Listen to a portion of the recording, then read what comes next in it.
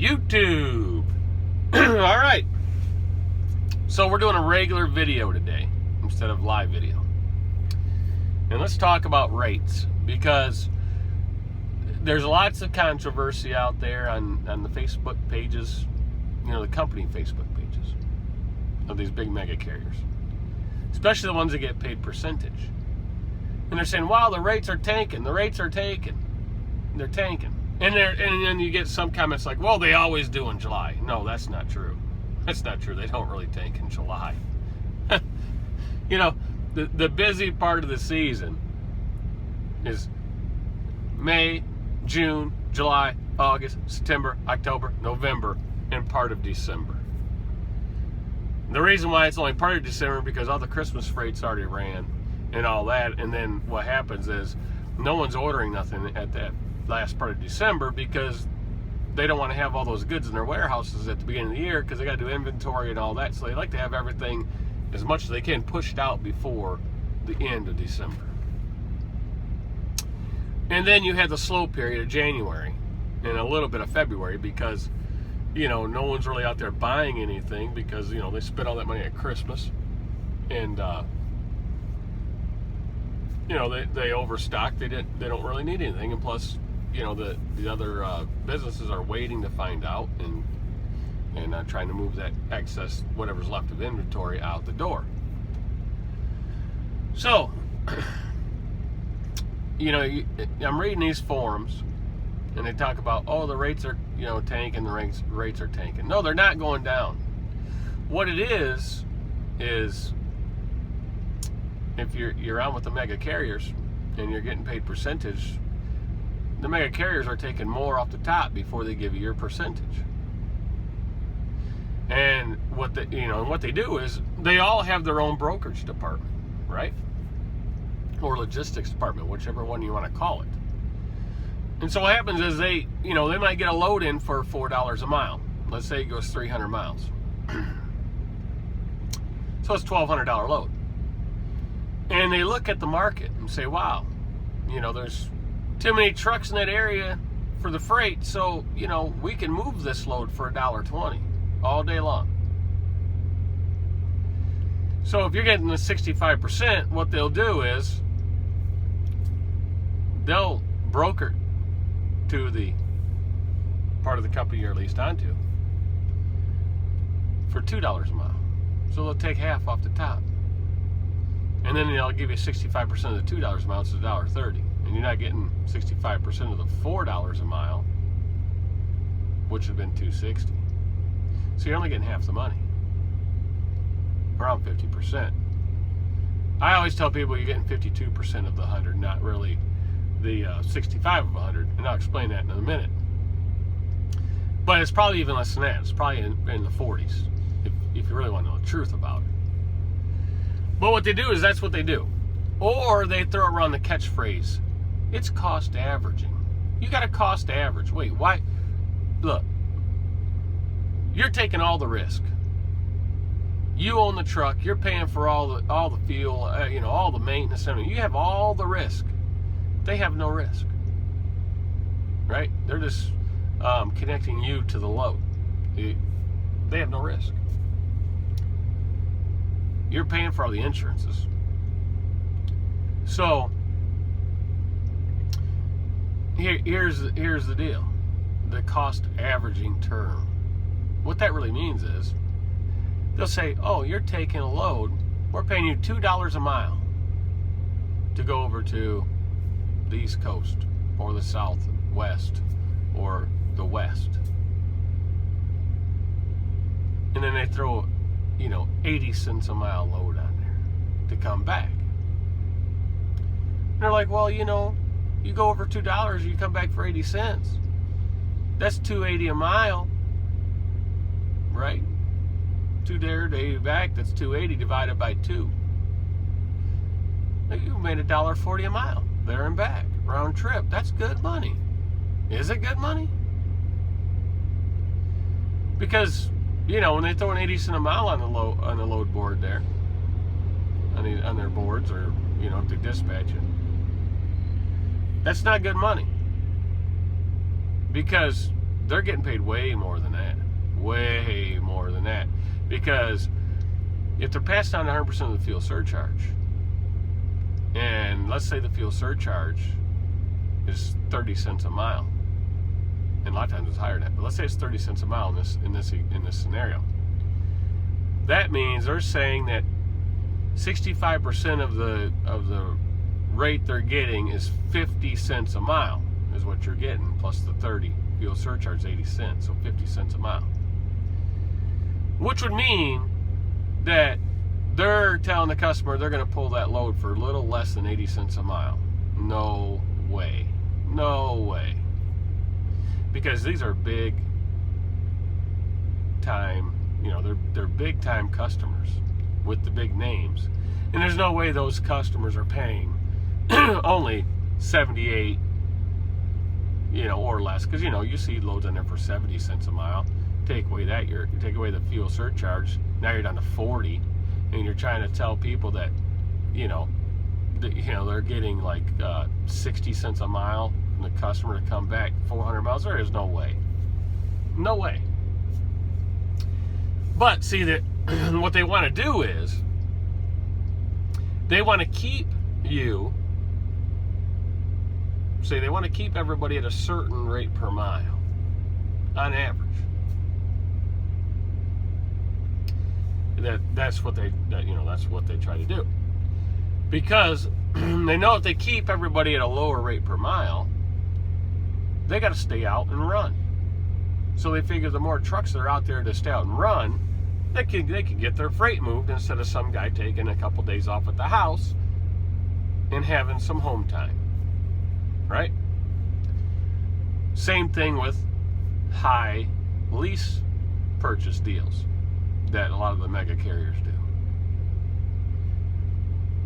They're high for a reason. And then when you couple that with they control the rates, because you're not getting the true percentage, then they can control how long you stay out on the road. You got to sit back and think about this stuff. Because if they do that, they're doing a double starvation technique. And the guys that, can still stay home during that are the ones that, mainly are single, or their wife has a really good job, right? They can weather the storm. But if you're the guy or the gal out there that is the owner-operator and you're the sole bread provider for your family, then you're caught working all the time and working really hard, because they're controlling the money you can make, right? They're controlling it. And, they control what loads you can take and everything else. Because if you ever seen, and you hear guys talk about this, to where they got a really, really good load book, really, really good week booked. And they get that really good paycheck, and next week they got another really good week booked. But then all of a sudden that week, all their loads are canceling, or they're being pushed back, and things like that. And then then they salvage a little bit of it and make a decent week. But then the next week the same thing happens. You really got to stop and ask yourself: are you being manipulated, or is it really happening? So what you need to do in that situation, what I always did was, I always wrote down my loads as soon as they came across, or as soon as I booked them. And when they came across, I wrote down the phone numbers and the pickup numbers. So that way when they told me a load canceled, I'd call the shipper. Ask them. And you'd be surprised on what you find out. But the rates are not dropping. I mean, you can keep track. You can go to websites, keep track of the national rate and everything for dry van freight, reefer freight, flatbed freight. It's all out there. And that's what a lot of these companies gauge, their stuff on too, and how much they're going to take off the top before they give it to their lease operators, if you're on percentage. So just a little thing about rates, about how the trucking business really works. And if you think that you're actually getting 80% of what the company's getting, or 65% of what the company's getting, or 67%, doesn't matter what your percentage is. If you're on percentage, you better think again, because you're really not getting the percentage. Because that's how it really works. And the percentages that they take can vary, right? If you look up the average broker on the average, you can do a Google search. It's around 15 to 20% is what they take off the top. So, for instance, if it's a $2,000 load, we'll just use the 20%, the top part of the number. And it could be a whole lot more than that too, right? A $2,000 load, they're going to take $400. And then that's, well, let's use 1,000. This would be a lot easier to do the mathematics. So I'm going to teach you something about your percentage. Let's say it's a $1,000 load that they broker on the outside world. And like for me, if the broker takes 20%, he'll put it out there for $800. So I'd get $800. I get 100% of whatever's out there that they post or they tell me about. And then I can negotiate from there, right? So if he says it's $800, in my mind, I know he's actually got $1,000 or more. So I'm going to try to get some of that $1,000 or more, some of that extra $200 there that they took off the top. I'll ask them for $1,000. Oh no, I can't do that. They've been coming up to $850, and I'll say no, $950. And I'll try to get half of that money, right? Try to settle right in the middle at $900. But if you're with mega carriers, you can't do that. You can't negotiate. It's what is there is there. So this is how it works. Their brokerage department, let's say they take the standard 20%. So it's $1,000. They take 20%. That leaves $800. Now they broker that $800, that load over to the company side that you're leased onto, because you're not leased onto the logistics or brokerage side.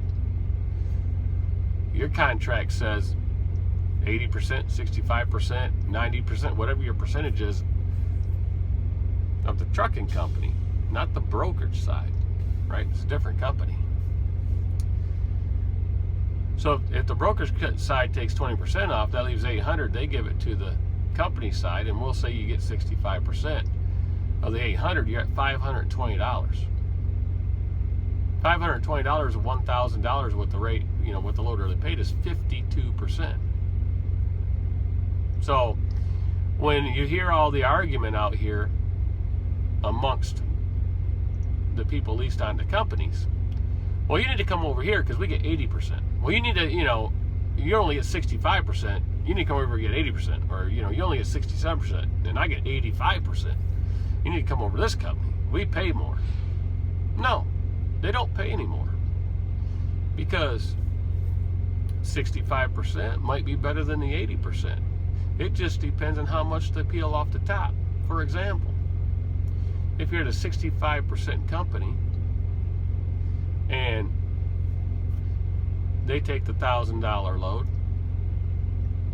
and they peel off 20%, leaves you 800 times 65 is 520. But now you're at the 80% company, and they're a little more greedy. They peel off $400. They peel off 40%, leave you 600, and you get 80% of that. You get 480. So the guy at 65% just made more money than you did. See, because it's percent of what? That top number. It's fuzzy math is what it is. Anybody been in the electronics field, they know what fuzzy math is. It's fuzzy math, right? when someone can manipulate the top number any way they want, the percentage really doesn't matter. It doesn't matter. So you're just going to get whatever they want to give you. So that's all about rates. So because I'm reading these Facebook pages, oh man, the rates are diving. You know, guys, if you know you're in the trucking business, wake up, do the research. There's more to trucking. There's more to running the business in trucking than just waking up and hauling the freight. Right? Learn how to read between the lines so you really know what you're getting. Now, then it goes back to happiness. Is that company that's, you know, you're getting a percentage from, do they have the freight in your area that gets you home and things like that, and that's really what you like to do, you know, and you're willing to give up more of that money, you know, you do what makes you happy, right? So you don't get caught up in all this other stuff about rates and money and things like that. But if you're gonna, you know, go on these forums and you got all these new guys trying to, you know, watching in, you might want to get in the industry, and you're yelling about rates and this and that, you know, they don't know the true story, right? They don't know. And people say, I'm going to this company because you make more money. You know, you really don't make more money going from company to company. Yeah, you could make more money, but the problem is, if they only give you a few loads to pick from, you're going to be running all over the country, not what you used to. So you're going to sacrifice home time, and it makes it look like you're making more money. It makes you look like you're making more money. In reality, if you ran it away at company A that you are now at company B, you'd make the same amount of money. See, that's where, and plus, you know, you see it on these forums. Oh, so-and-so's over here, man, they're killing it. They're making a lot of money. So I'm going over there. Did they show you their paycheck? Did they show you 5 checks in a row? Not just one. Everybody can show one really good $3,000, $4,000, $5,000, $6,000 paycheck. Sure, because they might roll a huge load over. $2,000 load over into the next week that you didn't know about. Oh, look at my big paycheck. See, because that's how the numbers are skewed, right? They're skewed. It's kind of like their freight rate they're getting, right? So you want to wait and have that person, if they don't want to show you 5 solid, 5 weeks in a row, so you can get a good average. 5 weeks in a row, not 2, 3, or 4, 5. Average out all those paychecks and see what it really is. Get the real story, right? Get the real story. Before you make a decision that could affect your family and your livelihood.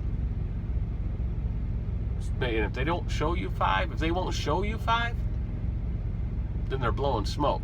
Because, look, what do you got to hide, right? What do you have to hide? If you're telling the truth about your paychecks, what does it matter if you show somebody? I mean, you told them what you made. And if you don't show them, that just means you really didn't make it. Right? So 5 gives you a good average. 8 is better. 2 solid months, that's better. Right? Then you can see all the miles are really running, and so forth and so forth. But see, here's another problem in this industry. Almost all these drivers out here that supposedly are owner-operators, they don't know their numbers. You can ask them, hey, what's your rate per mile? How much that truck costs you per mile? Because there's a big fight out here about lease purchase, buying a truck from a bank, owning a truck outright. But you ask most of them, they don't know what it costs per mile to run that truck. They don't know if that truck costs them 30 cents per mile. Now, I'm not talking fuel. I'm talking about the truck itself. All the maintenance that you've done on it, your payments, if you have payments, everything. What does that truck cost? Because fuel, that's going to range according to your miles per gallon. Now, I'm just talking about the truck. They can't tell you. See, I run that program, Fogline Software Trucking Pro. I can tell you. I can tell you that the miles I ran in April, my truck cost me, the revenue and stuff, that in April, it came out to 40.1 cents per mile.